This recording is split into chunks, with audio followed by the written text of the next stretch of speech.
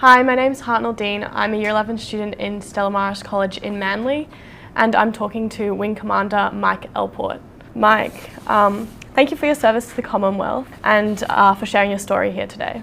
Okay, well, I'm delighted to meet you, and I'm also feel privileged to be asked to introduce this program, Saluting the Services, to be here along with some homegrown veteran heroes. What I'd like to do, Hartnell, is to give a little bit of my background and my RAF career, and then hopefully take some questions from you later on. So my father, now he was a hero. He was a World War II Royal Air Force navigator, and he won a Distinguished Service Order, which is one of the highest medals, highest order of medals for gallantry, alongside 2 Distinguished Flying Crosses. So I followed in my father's footsteps. But along the way, I went to a boarding school, and at the boarding school, I joined the Combined Cadet Force. Did you ever join anything like that at school? Yeah, actually at one of my schools that I've been to, I was in the Army Cadets for about 4 years. Okay, right. Well, they formed an RAF section whilst I was there, and I was, being one of the senior boys, I rose to the rank of flight sergeant, and in my time there I learned to glide at the age of 16, and I had a flying scholarship, and I learnt to fly and got a private pilot's license by the time I was 17, and that was flying in a Tiger Moth. Now these were my goggles, which I still have to this day, leather helmet, goggles. So a Tiger Moth is a biplane, came from between the wars, open cockpit, and it was a lot of fun to fly. So logical that I should continue to go into the Air Force. So I enjoyed flying. The Royal Air Force had a lot of planes, and I wanted to see the world. And I think from our chat before, you've seen a certain amount of the world. What are some of the countries that you've seen? I've been to Japan. I've been quite all across Europe pretty much. And I've been to New Zealand, Fiji, just kind of everywhere, different cultures and everything, yeah. Okay, but not to Arabia? No. Okay, we'll cover a bit of Arabia a bit later on. Anyway, I went to the RAF college, aged 18. 3 years later, I got my wings, my Royal Air Force wings. And then after my advanced flying training, I was then what they called creamed off. I was then returned back into the training game to train as a qualified flying instructor, and I found myself teaching students who were about the same age as me, and in fact some of them were older than me because they'd been to university. Not only were they older, they'd been on university air squadrons, and they had more flying hours than I did. So that was a bit novel, that the instructor had less flying hours than the student. But anyway, we coped with that. Only did one tour of that because I needed to get out into the real Air Force, and that's when I joined the Hercules Force, or C-130, as many people call it, and that's when I set about seeing the world. One of my first postings was out to this part of the world, actually at RAF Changi in Singapore, and this is where I met my first ADF person. Now this was at RAF Butterworth, Penang Island, Malaysia, and I met him in the gents' toilet. Hold that thought, I will come back to that later. So, I had, on return to the UK, I was involved in multiple campaigns, not fighting campaigns, but famine relief in Mali.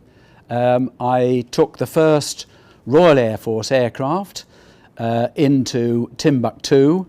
And I don't know if it's got the same significance in Australia, but Timbuktu is almost a sort of a mythical place on the edge of the Sahara Desert. And so that was one of my firsts. And that was interesting. Flood relief into Bangladesh. And that was when I was based in Singapore, flying up to Bangladesh. Now, the Royal Navy were also up there. And the Royal Navy, when they're at sea, they are very keen to get their mail. And we had their mail. So having dropped off supplies to the people who needed it in Bangladesh, we were then instructed to come alongside the carrier, go on the starboard side of the aircraft, and 100 yards, and drop it 100 yards off the side of the carrier. So, being a show-off pilot, I went screaming round the thing, levelled out, probably about 200 feet, doing about 200 miles an hour, ready to drop this, when I saw that the Navy had already got their whaler in position, and I would have sunk it, without a doubt. So one more bout round there, came on a much wider circuit, gave the chap a bit of rowing to do to pick up the mail, but it was better than me killing him and sinking his boat. So a bit of light relief, and we always enjoy working with the Navy. I continued for some time on the Hercules, and having already been a qualified flying instructor, I of course became an instructor on the Hercules. But my final flying tour was actually as the officer commanding the meteorological research flight. Can you say meteorological? Meteorological? Yeah, it's good. I'm glad we both had problems with that. I was actually had to speak to the Queen Mother at one point, and she asked me what I did, and I had the greatest difficulty saying meteorological to her. But we move on. So for this, I had a specially modified Hercules. It had a long nose on it with instruments on it. I had in the fuselage packed full of instruments and scientists, all taking readings for the Met research we were doing. And we also had a Canberra photorecce bomber, light bomber, and that too had a long nose, and that was for doing high level work. So it was a good combination, a very, very interesting little phase. After that, and you do come to a phase when you stop flying and then you get into the staff appointments, and I was looking after joint theatre plans which were written to evacuate British nationals and other nationals from a hotspot. Oh. Now, I'd only been in the job for 2 days when Saddam Hussein invaded Kuwait. So we'd done nothing with this plan. It certainly wasn't my fault that we hadn't done anything with the plan, and we then had to deal with it. But it did give me a bit of an insight into what went around the bazaars, and I made a point of visiting as many of the places that I had plans for. So I went up and down Africa and saw places supposedly to help me write my plan. Coming to the Arabian bit, I had two tours in Arabia. The first one, I was a loan service officer. Now, this was a loan service officer to the Dubai Air Force, a tiny little air force, but actually quite an important one, because the other title which I enjoyed was to be the project officer for a new airbase. Now, whilst I was there, this was a big secret, and it was only ever known as QR336 for the whole of the time I was there. And I did explain to my Arab colleagues that it's very difficult to keep an airfield secret, because there will be a clue of things going on. But anyway, QR336 it remained, and what I am particularly delighted at is this airbase, now known as Minhad Air Base, is actually used by the coalition forces, particularly by the Australians. They have almost the biggest presence at Minhad. And I can also tell you that they also have the best messing. they produced the best tucker. And so the British didn't compete. We didn't even bother with a mess. We used to go straight down to the Australians there. So once again, getting more contact with the Australian Air Force. 7 years later, I returned, this time to the capital of the UAE in Abu Dhabi, as the air attaché. When I went back to my old headquarters in Dubai, they thought I'd been on leave for 7 years. Now, in Arabia, they can have leave for 7 years, and they go. And in fact, some of them, I'll go to the States, they'll do a university thing and come back. Yeah. So I wasn't too upset about that. But what I did find interesting is my old sort of equal ranked person that I'd worked with when I was on loan service by now has gone up 3 ranks. I've only gone up 1, but he gets me in a great bear hug. We then walk the length of the headquarters hand in hand, which tells everybody else in the headquarters that I'm okay. So that's okay. Don't do a lot of hand holding, and COVID-19, there we are. I did earn my MBE. Now, I talked about campaigns earlier on. Now, I'm used to seeing the Australians and particularly the Americans with a great handful of medals. Yes. In the Royal Air Force, we didn't go in for that sort of thing. So I was delighted when I actually did get a proper medal, the MBE, the Most Noble Order of the British Empire, which was presented to me by the Queen. Wow. And so I was quite proud of that. It is actually something that within our family, and my wife's name is Bunny, by the way, and the medal is referred to as Mike and Bunny's efforts, because it was something of a joint effort from a very loyal and supportive and long-suffering wife. So they kick you out of the Air Force at age 55, out of active service, but I got a job as a retired officer, and I was the International Training Officer based at the Royal Air Force College, which I'd started my career at, and now I was going to finish it there. But what it did do, it gave me an intro to civilian life, because I'd never been off a base before, and now I was living in a village, and I was almost partly civilian because I wasn't full-time military, even though I was wearing the uniform. So we got deeply involved in village life, and quickly I was a church warden, I was chairman of the church council, I was chairman of the local parish magazine, I organised open gardens, and we had a large garden and a river bank, and we served PIMS on the river bank. And with my RAF connections, because we had the Red Arrows, the RAF formation team, you might have heard of them, I hope? Yeah. You said yes, good, okay. And the Battle of Britain Memorial Flight, which had a lot of World War II bombers and fighters. Both of those bases were within about 15 miles of where I lived. So if they were out doing a display somewhere else in the country, for which people had paid a lot of money, they could pass back over my garden, and that was all part of the attraction. And that was very good. And when you have 9 red arrows coming up over your riverbank, smoke on, the whole lot, it was chilling. But it was also great to have Spitfires, Hurricanes, and of course the Lancaster. Have you ever had any desire to go into the military? From my cadets, I had an interest, but not anymore. But for a bit I did, yeah. I was very interested by it because I was doing my cadet training once a week for a few hours. Okay, good.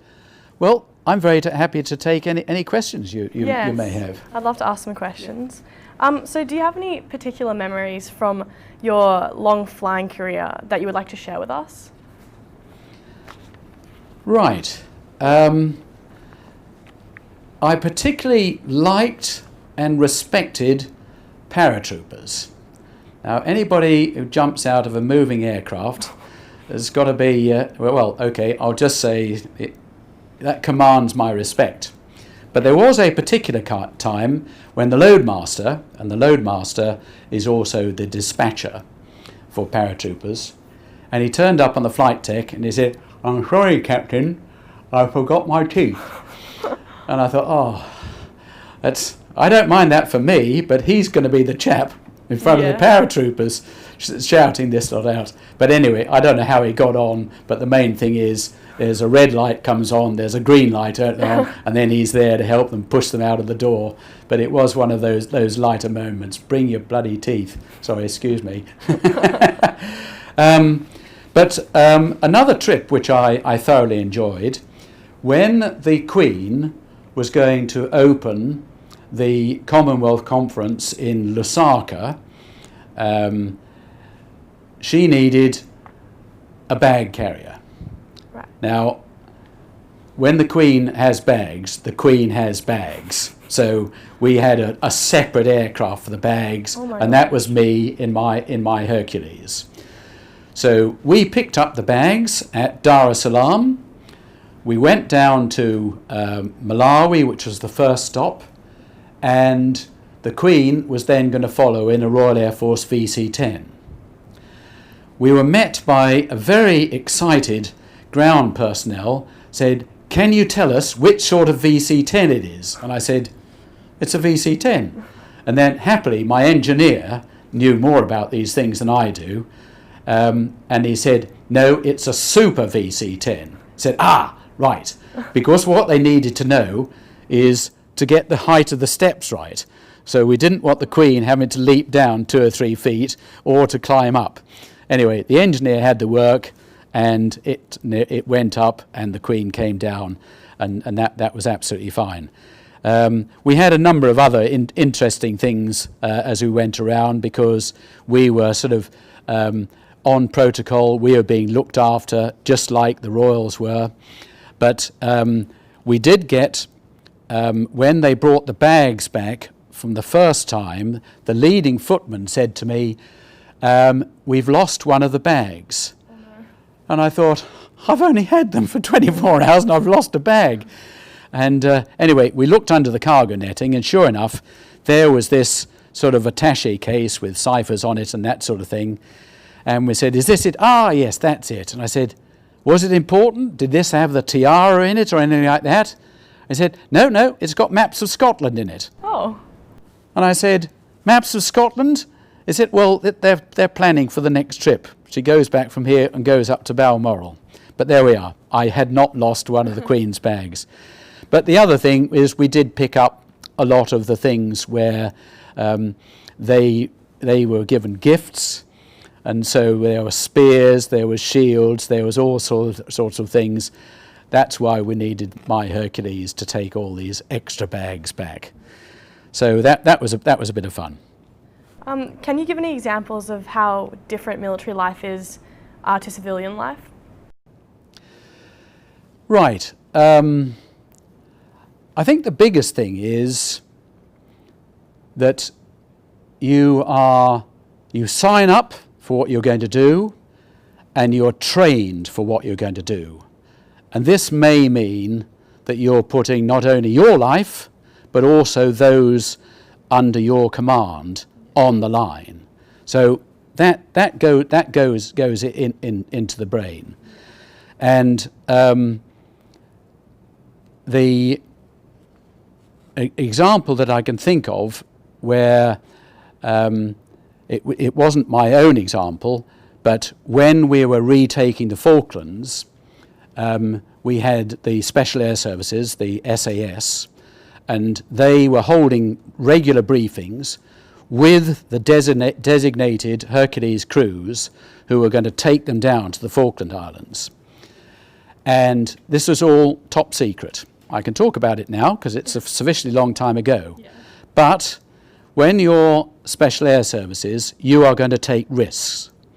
And so they would come out with a statement, right, we will need 2 Hercules, both filled with SAS troopers, because we might lose one. It might get shot down, it might crash land, and we might lose all our paratroopers. And my colleagues were all thinking, this is interesting. That night, I think there were a few people phoned home and said, darling, could you just get onto the insurance broker and just take out a bit more life insurance? Why, darling, what's the matter? No, I've been thinking about this for a while. Just give them a crafty call and up the life insurance. So couldn't say anything more about it than that. In my own example, there was, when we were taking the Queen around Africa, it was a time when Zimbabwe was being particularly hostile to anything British. And my wife said, well, and there was talk about would the Queen be shot down. And so, they had made preparations for that. They said, yes, made preparations for that. There you are in a military Hercules, stooging around. What about you being shot down? So I actually did take out a little bit more term for 1 year. I did actually say, can you insure me just for a week? I said, well, no, the minimum we can insure you for is a year. And they said, it's quite cheap. So I took out a bit of extra insurance. So that is a difference. You know you might be putting your life on the line. And that comes with the territory. Do you believe that civilians do not fully understand what veterans sacrifice for their country?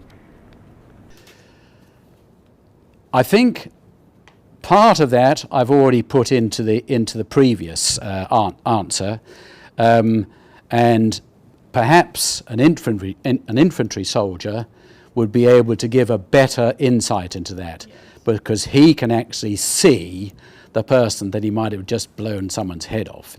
Sorry to be graphic about it. As a pilot, and let's go back to the Battle of Britain pilots, you were one stage removed from it. You weren't shooting at a chap, you were shooting at the aircraft. A nice little courtesy, if you managed to shoot down the aircraft, the Luftwaffe Me-109 or whatever it was a fairly common practice to actually follow the aircraft down to see if the chap came out on the end of his parachute and that he was alive and well, and then fly alongside, just giving a little wing waggle as a respect for a fellow combatant. And I think that's rather nice. Yeah, that is. Yeah. But so that's a courtesy. I think that PTSD, post-traumatic stress disorder, is more understood now, and so it should be, because if people have seen these horrendous sights, it must play with your minds. But as a pilot, you are one removed from it. You retired at age 70. What was your transition from your military life to civilian life like? Absolutely hectic. So the sequence was, I retired on the 3rd of November 2013. We sold the house, we packed up the house, we flew out to Australia on Remembrance Day, a day to remember, the 11th. We arrived on the 13th of November. We moved into a duplex with my younger daughter. I'd basically paid for the house, but I wasn't allowed to own a house, so I had a deal with my daughter that at the appropriate time she would remember who had put up the money for this house. There was no problem there. And had a hip replacement, and happy Christmas. 5 years later, moved into the apartments upstairs, the over 55 seniors living accommodation. I joined the sub-branch of Harvard RSL, and here I am, happy as a sandboy.